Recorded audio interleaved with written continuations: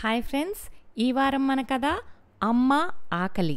రచయిత్రి గోగినేని మణి, చదువుతున్నవారు రాధిక గోగినేని. మరి కథలోకి వెళ్దామా? అమ్మ ఆకలి. అమ్మా ఆకలే అన్నాడు చంటిగాడు తల్లి చీర చెంగు పట్టుకుని లాగుతూ. పొద్దున్నే ఇంత చద్దన్నం తిన్నావు కదరా, అప్పుడే ఆకలి దెయ్యం పట్టిందా? నసిగింది ఎల్లమ్మ. ఆఖరు మాట అంటున్నప్పుడు ఆవిడ గొంతు బలహీనంగా వణికి తడబడింది కూడా. అది గమనించిన చంటిగాడు చిన్నగా నవ్వాడు. అమ్మా, ఈ ఆకలి దయ్యం నన్నే ఎందుకు పట్టుకుంటుంది, నిన్ను పట్టుకోదు? రాత్రి మిగిలిన కాస్తన్నం కూడా నువ్వు తినకుండా నాకు చద్దన్నం కోసం ఉంచేసావు కదా. నీకు ఆకలి మెలిపెడుతోంది కదూ. నువ్వు నిన్న కూడా పనిచేస్తూనే ఉన్నావు కానీ ఏమీ తినలేదు. అందుకే ఇప్పుడు మనల్ని పట్టుకుని పీడిస్తున్న ఆ దయ్యాన్ని తరిమి కొట్టాలంటే మనం ఏదన్నా తినాల్సిందే. త్వరగా వంట మొదలుపెట్టు అంటూ తొందర పెట్టాడు వాడు. ఎల్లమ్మ చిన్నగా నిట్టూర్చింది. వండాలంటే ఇంట్లో ఏదన్నా ఉండాలి కదరా అంది. మళ్ళీ వెంటనే ఏదో జ్ఞాపకం వచ్చినట్లుగా, అవును, నిన్నంతా కావమ్మగారింటి దగ్గర పనిచేశానని నీకు చెప్పా కదా. చీకటి పడిందని కూలీ డబ్బులు ఇస్తామని చెప్పారు. పద, ఇద్దరం వెళ్ళి డబ్బులు తెచ్చుకుందారి అంది ఎల్లమ్మ. వెంటనే ఇంటి తలుపు అది వేసేసి కొడుకు చేయి పట్టుకుని బయటకు అడుగులు వేసింది. 4 అడుగులు వేశాక ఒక పాక ముందు కూర్చుని ఉన్న కుర్రాడిని చూపించి తల్లితో చంటిగాడు, అమ్మా, ఆడు నా బళ్ళోనే చదువుతున్నాడు, నా తరగతే, నా పక్కనే కూర్చుంటాడు. వాడి పేరు వీరేశం అన్నాడు. అవునా అంటూ అతని వైపు పరీక్షగా చూసిన ఎల్లమ్మ మొహం ఎర్రబడింది. అటువైపు చకచకా అడుగులు వేసి, ఏంట్రా నువ్వు చేస్తున్నది అని నిలదీసింది. వాడు కొంచెం నసుకుతూ, ఇది ఇది ఈ చొక్కా అదిగో ఆ పాకలో ఉండే చంద్రంగాడిది అన్నాడు వీరేశం. మరి నువ్వెందుకురా అలా సిరపూసి పాడు చేస్తున్నావు? గుడ్లూరువింది ఎల్లమ్మ. ఆడు నిన్నను నా మీద అయ్యవారికి పితూరులు చెప్పి నన్ను కొట్టించాడు అందుకు అంటూ విషయం చెప్పి మాటలాపేసి, నిజమే కదా అన్నట్లుగా చంటి వైపు చూశాడు. చంటి అవునమ్మా అంటూ తల ఊపాడు. ఎల్లమ్మ వీరేశం వైపు కోపంగా చూసింది. ఆడి తప్పు చేస్తే పంతులోరికి సత్యం చెప్పు, లేకపోతే ఇదేం పనిరా అని వాడినే నిలది. ఆ కోపం మనసులో పెట్టుకుని వాళ్ళ అమ్మాబాబులు ఉతికి బయట ఆరేసిన దాన్ని తీసుకుని ఇలా సిరా పూసి పాడు చేస్తే ఏం జరుగుద్ది? వాళ్ళమ్మ చేతులు అడిపోయేలా రుద్ది మళ్ళీ ఉతకాలా? ఒకవేళ అది కానీ సినిగిపోతే వాడి బాబు కొత్తది ఇంకోటి డబ్బులు పోసి కొనాలా? ఇలా చేయటం తప్పు కదరా అంటూ వాడి మీద ఒక దెబ్బ వేసింది. వాడు ఏడుపు మొహం పెట్టుకుని మిర్రి చూస్తుండిపోయాడు కానీ ఏం మాట్లాడలేదు.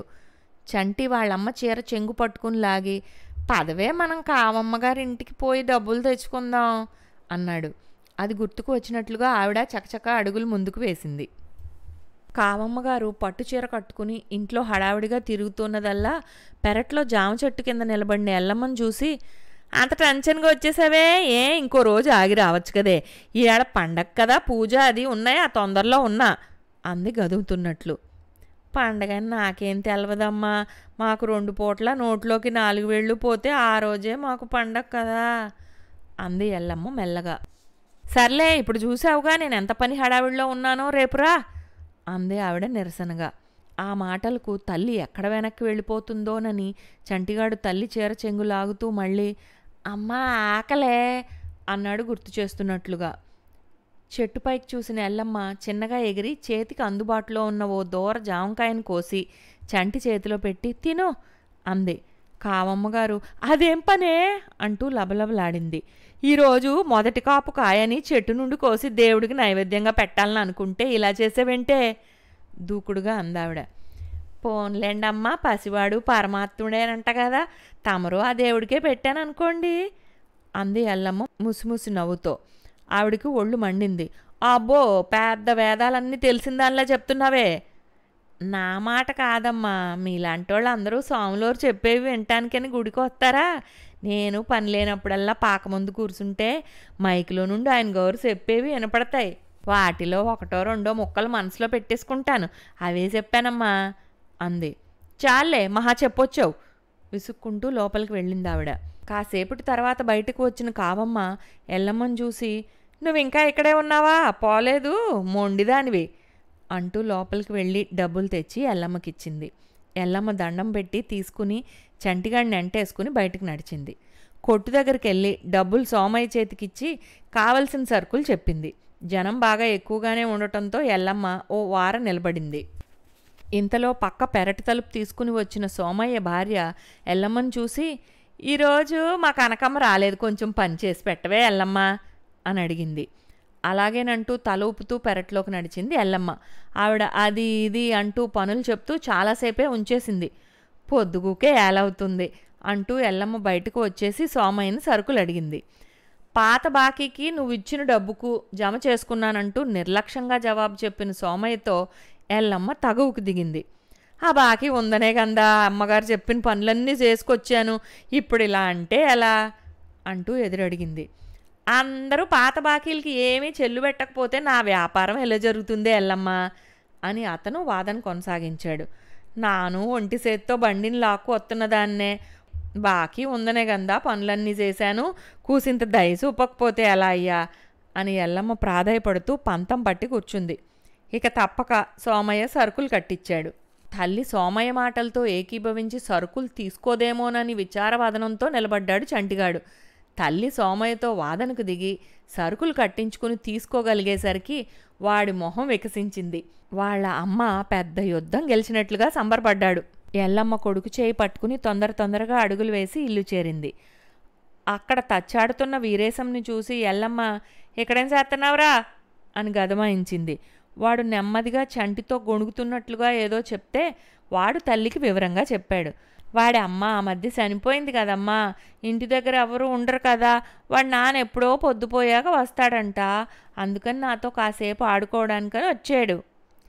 ఎల్లమ్మ, "సరే అయితే కాసేపు ఆడుకోండి" అంటూ వంట పనిలో పడింది.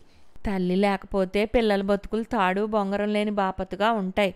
పాపం వీడికి తల్లి లేదు, తాగుబోతు తండ్రి ఏ ఏలకొస్తాడో వీడి గురించి ఏం పట్టించుకుంటాడో అనుకుంది ఎల్లమ్మ మనసులోనే. వాడిని దండించానే గాని వాడు పెరిగిన పరిస్థితులు తెలుసుకోలేదు అని బాధపడింది కూడా. అన్నం కూర వండాక చంటిగాడిని భోజనానికి పిలిచింది ఎల్లమ్మ. తల్లి పెట్టిన పళ్ళెం పక్కన ఇంకోటి కూడా వాడు తెచ్చిపెట్టాడు తల్లికని. ఎల్లమ్మ రెండింటిలోనూ అన్నాన్ని కూరను సర్ది వీరేశంని పిలిచింది తినటానికి రమ్మని. చెట్టు చాటును కూర్చున్నవాడు కొంచెం బెరుగ్గా చూశాడు గాని ఎల్లమ్మ రెండోసారి ఆదరంగా పిలవడంతో పరిగెత్తుకు వచ్చి పళ్ళెం ముందు కూర్చుని ఆరాటంగా తినేశాడు. అన్నం తిన్నాక ఎల్లమ్మ దగ్గరకు వచ్చి ఏమీ చెప్పకుండా ఒక్కసారి ఎల్లమ్మను హత్తుకుని "థ్యాంక్స్ అమ్మా" అని గొణిగి పరుగున ఆనందంగా ఇంటికి వెళ్ళిపోయాడు. ఎల్లమ్మ కళ్ళు తడి అయ్యాయి. వాడు వెళ్ళిపోయాక చంటి తల్లిని నిలదీశాడు. "అదేంటమ్మా నువ్వు తినకుండా వీరేశంకి పెట్టేశావేంటి? వాడి సంగతి వాడి నాన్న చూసుకుంటాడుగా, నువ్వు నిన్న కూడా ఏమీ తినలేదు.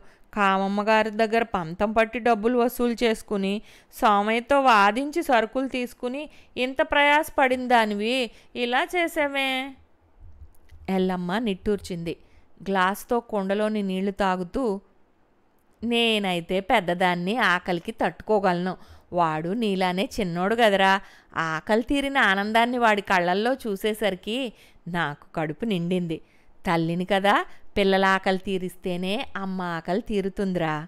చనువుగా వాడి తప్పును దండించిన దాన్ని తల్లిలా వాడి ఆకలి కూడా తీర్చాలి కదా అనిపించింది" అని కొడుక్కు చెప్పింది చిరునవ్వుతో. అమ్మ ముందు ఎంత బలమైన ఆకలి దెయ్యమైనా ఓడిపోవాల్సిందే అనుకున్నాడు చంటిగాడు. ఇంతటితో అమ్మ ఆకలి కథ సమాప్తం. వచ్చే వారం నుంచి గోగినేని మణి రచనలు పరిశీలన అంశంపై డాక్టర్ లక్కరాజు అర్జునరావు రచించిన PhD పరిశీలన గ్రంథాన్ని పరిచయం చేస్తాను. అంతవరకు సెలవు.